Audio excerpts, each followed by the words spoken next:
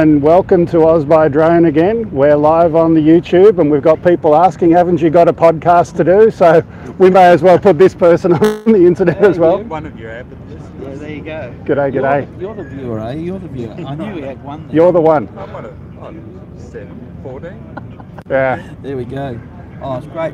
Yes, Hugh's with us here today. We've got a big crowd from the AIM crew as well doing that. So here we go. I might just move for a second so we do this shot. We'll go to another little location. Oh, here we go. Didn't mean to do that.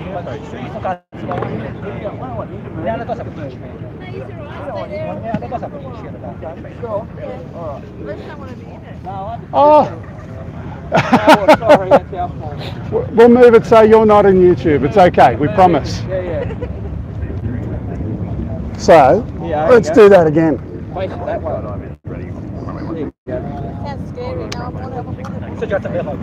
So what I was just saying to John before, what would be interesting to do, a little while ago, I had dinner with John and a bunch of other people from Morrison Aerial Robotics, and John was telling some stories, and these stories are things that I'll remember for a long time.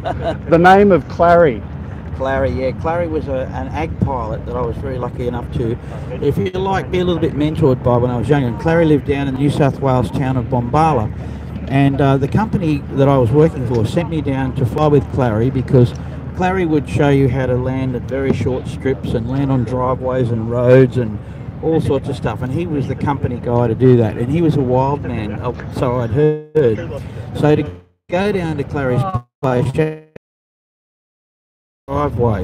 He wasn't. And you wanted to get taught by this guy? Oh, I had to because the company wanted me to fly single-seat ag planes, and you had to go and pass Clary's test before you could do that. So it was just a bit of a rite of passage. Oh, like. We'll have a quick interruption. There we go. There's a skydiving aeroplane, a couple of helicopters going. Yeah, all sorts of stuff happening. We've got plenty of helicopter operations going on here with the joy rides. Stuff going on everywhere.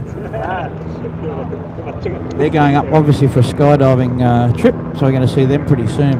So anyway, every now and again we'll interrupt the story with a little bit of whatever's flying by. In there, of course. Yeah. So anyway, I went down there, landed on the driveway, and as I pulled up to Clary's house, I couldn't see anyone. Dog was barking, and so I walked up onto the front veranda, walked around the house. Still nothing there. Oh, here we go, some more action.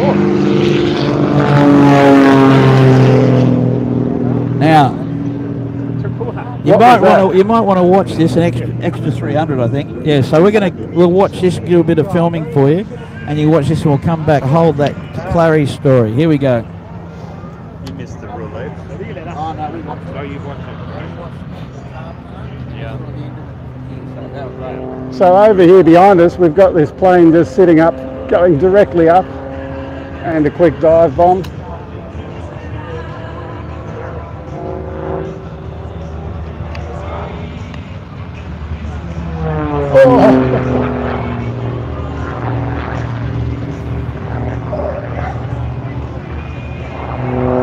Hi Rick, I saw your name on the screen there.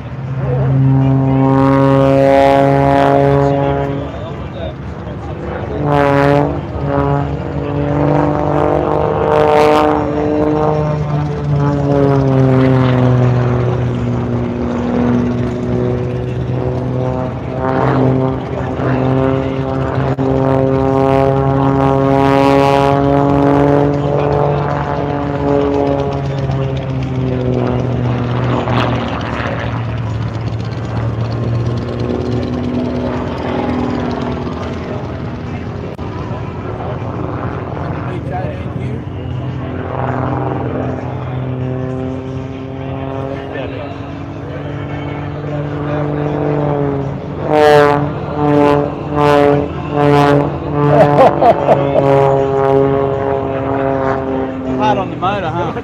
You can say hi to Rick, he's here. Do you know Rick Halber? Yeah, okay, Rick. Yep, he's there. Hello, Rick. And 400 AGLs here as well. All the action's happening here, mate.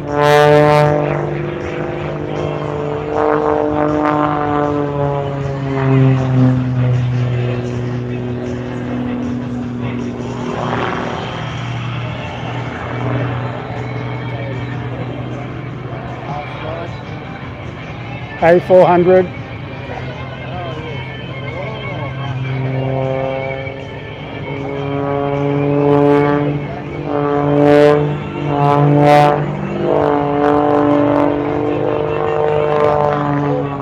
So we're very lucky in terms of our position here. We're right next to the control tower, which is just over there. But this plane again going up. Hey Mel. I can call you Mel as well. And he's almost at stall speed up there and turning over. Here he goes again.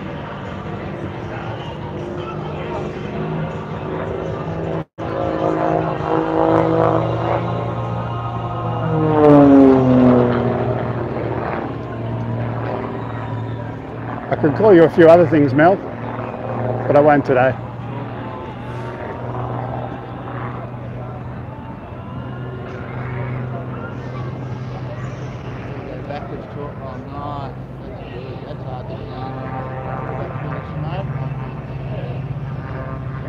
He's just almost stalling there.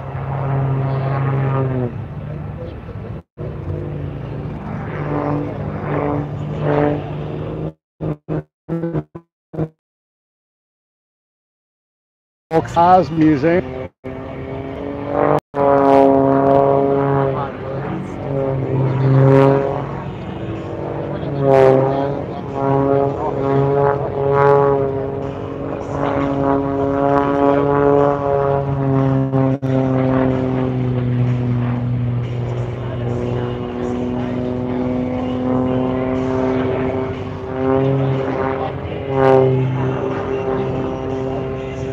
YouTube says it's reconnecting, so can any of you guys tell me if it's already back on or not?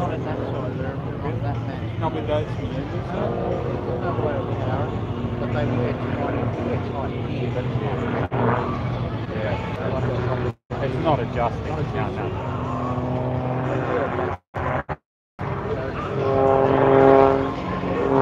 Still says it's reconnecting. Looks fine? Okay. I'll take your word for it. So a little bit later on, we're going to go for a walk through the Haas Museum. Haas stands for Historical Aircraft Restoration Society. Oh, this is incredible. Flying upside down across next to the runway there. Rick, you tell me it's locked up, so I'm going to pause it and restart it if I can.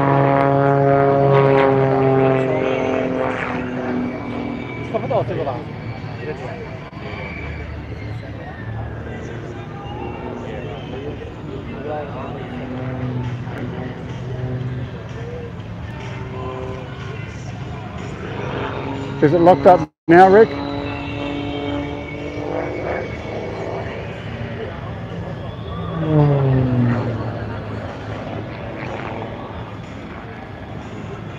Okay, Dave. Hi, Dave. So I was just saying later on we're going to go into Haas, the Historical Aircraft Restoration Society. Stand by, we're going to Haas and have a look There's around a lady there by the name of museum. Maureen Massey. I'm hoping to have a chat to her. She works at Haas. And she lives in the same area that I live in, and she looks after that place there. So we'll have a chat to Maureen, see if she can show us around. In the meantime, we've got another helicopter moving over here, and we've got another plane just about to take off, which is we're looking a military plane of some sort. I don't know what it is. Yeah, so definitely a vintage military aircraft. It's very loud. Call sign Rebel 16. Ah, it's an Ilstra. So these are a very popular aeroplane from the Eastern Bloc countries. Yeah, you can book a joyride on these days, but it's obviously going to go up and do a nice display for us.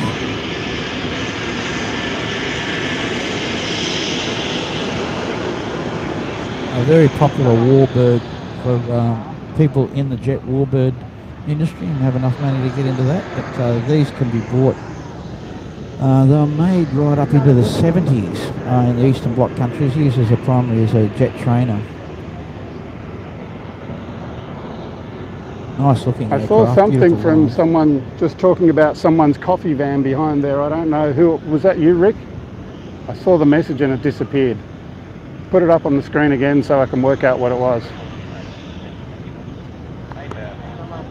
But while we're waiting for that to taxi, let's continue. If you see Sarah's coffee van, say hi to Sue. Ask for Sue's summer special. Okay.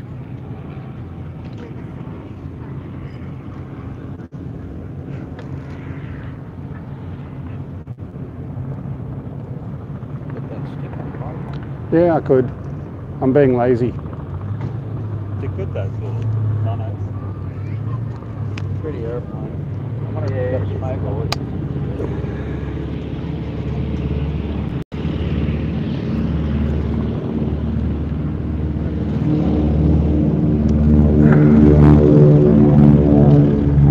It's all about the sound, isn't it? Two Pratt & Whitney Wasp radials, 985s they are, 450 horsepower each, 9-cylinder radials. And just behind us over here, we've got the toll chopper going down the road, getting towed out somewhere.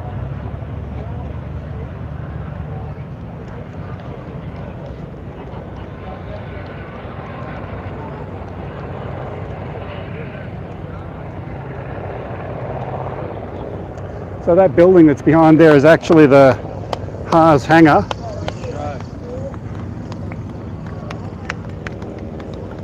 There we go.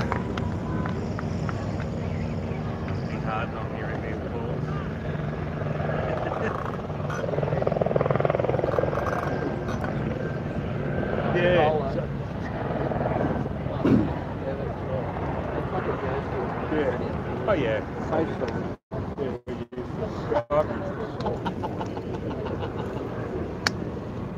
Okay.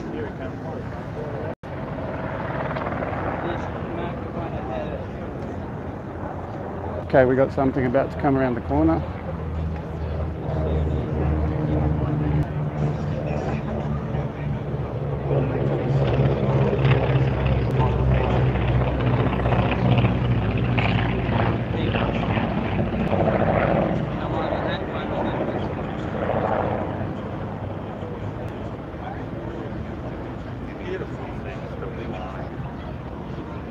Sounding great too.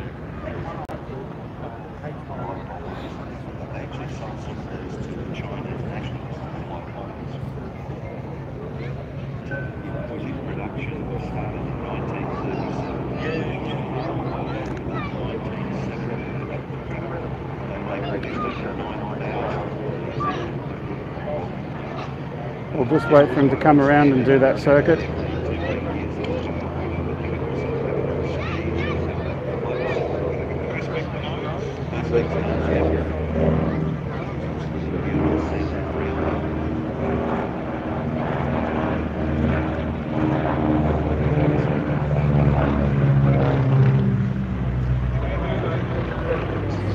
Hi again, Dave. So we can see him over here in the background.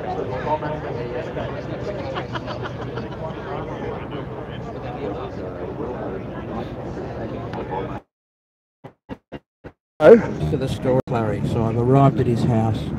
I've knocked on the door. Nothing. I walked around the veranda. All of a sudden, I noticed the front door was just ajar. So I pushed it open. I was looking straight down the barrel of a double-barrel shotgun. I mean, it was like this at me. And he said, "You know what fear is, little Johnny? You know how to crap yourself?" And I said, "Yeah, I think I just have." Anyway. That was the start of a very interesting couple of days with Clary. First thing, he did take me inside and he asked me to sit and watch him do something on this table. I had no idea what he was doing. He had some powder, scales, all sorts of things. And sounds like a drug deal. Oh, it did. It looked like a drug dealer's den. Not that I would know that, but he said, I watched me and then copy me, and what I realised pretty soon was that he was packing shotgun shells, weighing the gunpowder and the shot and putting it into the actual stuff. So I'm watching him, and then he said, "Right, now you do it." And I realised what he was doing is teaching or testing my observational powers. Was I able to repeat what he just did? So anyway, I did the best I could. Thought I did an okay job, and he said, "Right, let's go and try it out." So we go out on the back veranda, and he grabs the shotgun shell that I've just packed, my first time, he put it in the gun, and I'm about to fire my first gun with my own packed shotgun shell. And I looked at him and I said, what if it goes wrong? And he said, well, you'll never know about it. And that was it. I said, if it exploded, then, you know, here I would go. So I'm holding this thing. Then I learned about a thing that they call recoil. I learned about recoil. And it was only one, they could describe it to you, but until you've done it with a fully packed shotgun shell, you don't know what recoil is. Oh, listen to that beach 18. Yeah. So over the next couple of days I flew with Clary, and I got his way of learning was to show you something, demonstrate something, and more than anything else, test your observational powers. It's like learning music in some ways, and a good musician shows you how to do something. If you're a good listener and able to watch, you can replicate what they're doing and experience it for yourself. Hard to put into words, but that's the way you learn. Yeah. So anyway, it was a great couple of days. In the final day, I was there. They sent a loader driver down, and a loader driver was a person who drove the truck, fixed the truck, drove to phosphate to load it up. And this guy was a very good truck mechanic. The company wanted to apply him, but he didn't want to fly. He just said, I'm not flying. They said, well, you have to in this company. You have to go to fly. And, oh, that's magnificent. Listen to that. What a great thing to have in the middle, the sound of the beaver. And so Clary said, well, send him down to me, and if he flies with me, he'll either fly, he'll never fly again, or he'll be cured, one or the other. So off he goes. So Clary gets this guy, and I'm watching. They put him in the aeroplane, and as they're about to head down the short grass runway, they hit the power, and Clary opens the door and says to the guy, as it's rolling down the runway, grab the controls.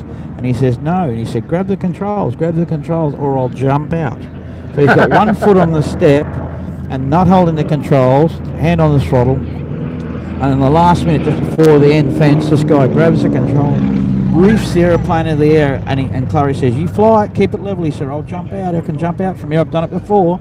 And this guy who never flown before in his life, is taking this old beaver, and the thing's going up and down. Anyway, sure enough, over the next 5 minutes, he manages to bring him round, back down, and lands the aeroplane. He says, hang on to it, just point towards that. And this guy, you can see the aeroplane's all over the shop, you know. And sure enough, this guy had his first flight in an aeroplane that he did not want to do, and he flew the thing. Well, I tell you what, if that was going to cure you, you'd be cured. But this guy never got into an aeroplane again. He left that day, and he said, that's it, I'm done. He was white when he got out of the aeroplane. Unbelievable. So that was the Clary story, and I haven't told that a great many times, but it's actually a fantastic part of my very fortunate upbringing in aviation. And is that the plane, that same type of plane? No, I flew that, after I had the first job, I flew the Beech 18, which you're looking at now. And I flew that for a company called Eagle Airways for about... I thought you said there was a Beaver flying a minute. Well, the Beaver is in that aircraft, which is the Pratt & Whitney Wasp Junior. So it's a 9-cylinder radial, very much the workhorse of Pratt & Whitney's early radial engines before they started going into turbines later, and of course they make great turbine engines. But that was that engine was in the Windshield, the Beaver, all sorts of things. Here we go. If that's a boomerang? That the boomerang? So again, we're looking at a Pratt & Whitney Wasp Junior engine in that aeroplane as it comes up, and that's going to sound very, very nice. It's not. It's a Texan T6. I know our listeners will correct us. No, it's not a boomerang. It looks like a what later they converted to the series. What's that following him? Oh, it's the same thing. Yeah, so they're I think T6s, or commonly known as a Texan. Yeah. So the later version, of course, the Trojan, but I reckon that you got the program there, Hugh. After the Beech 18, we're having plenty more radial action here, which is exciting. Oh, here we go. We've got a program. Thank you, man. That's fantastic. So we're up to. It says a Winnaway. Oh, it's a Wirraway. Okay. Yeah. No, we're up to the Harvard. They're Harvards. So there's a T6, and then the Wirraway's after that. Well, the Beech 18 we just saw, the Stearman should be flying next, and then those two. So is there a Stearman down there? I don't know. I didn't see him. Thank you. That's a nice looking program. So I'll just put the camera down and wait for that takeoff. Oh, the front, okay. Oh, very good, thank you. So although we've got the steerman on the program, the 2.6s are going down, or the Harvard, and they converted those aeroplanes for ag aeroplanes much later, and they called them a series. So they were used for spreading superphosphate again.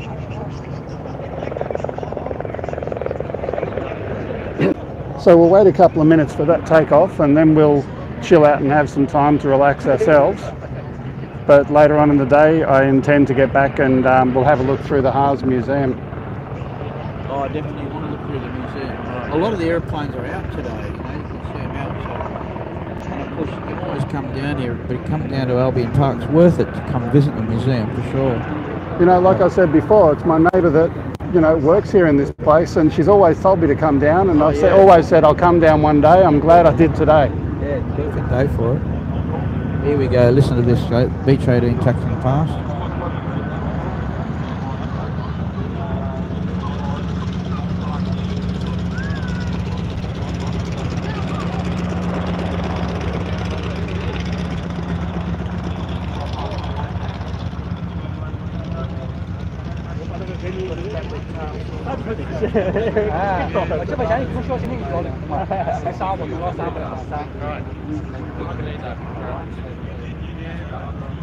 So that's why they have that sort of oxidized. Yeah, that's like it doesn't look like it now.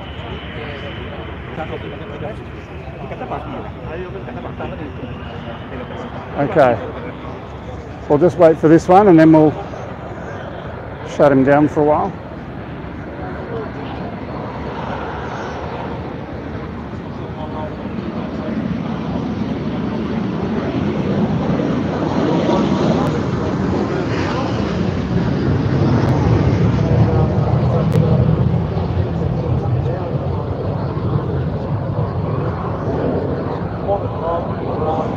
Now all I know at the moment is that I can hear lots of big noise. He's gone somewhere.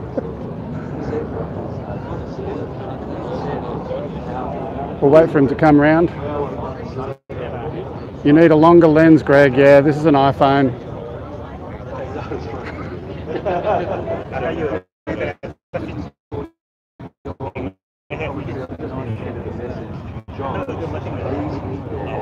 But the lens will be plenty good when we go inside a bit later. Don't know if you can see him behind the tent there or not, but we'll just wait for the pass.